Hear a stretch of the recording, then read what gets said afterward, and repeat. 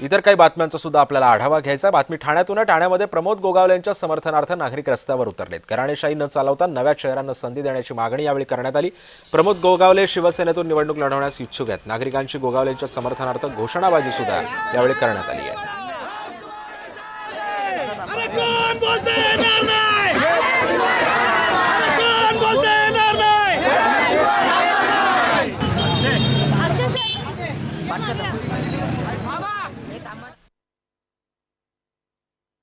जातीचा आहे, धर्माचा आहे, कुठला आहे तो, तर जो माझ्याकडे आला कोणतेही काम घेऊन त्याचं काम करायचा प्रामाणिकपणे प्रयत्न करत असतो.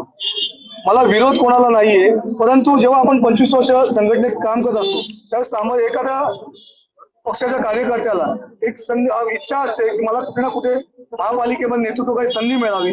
यावेळेस मला वाटलं की कुठेतरी पक्षश्रेष्ठी माझा विचार करतील. मी असंही बोललो नाही की मला पुरुष म्हणूनच पुरुष गटातून संधी मिळावी, महिला गटातून संधी मिळाली तरी चालेल, परंतु माझी प्रामाणिक इच्छा आहे की यावेळेस महापालिकेत या प्रभागात नेतृत्व करण्याची मला संधी मिळावी. दादा आमच्या सगळ्यांसाठी धावून करणार आहेत. म्हणजे कोरोनाच्या काळातही ते कधीही त्यांनी माघार नाही घेतली. कुठलीही वेळ असू दे ते सतत उभे राहायचे आमच्यासाठी. मुलांची ऍडमिशन असू दे, काही असू दे, पण ते उभे राहतात. आमच्या लाडक्या बहिणींची एवढीच विनंती आहे की त्यांना मिळावं.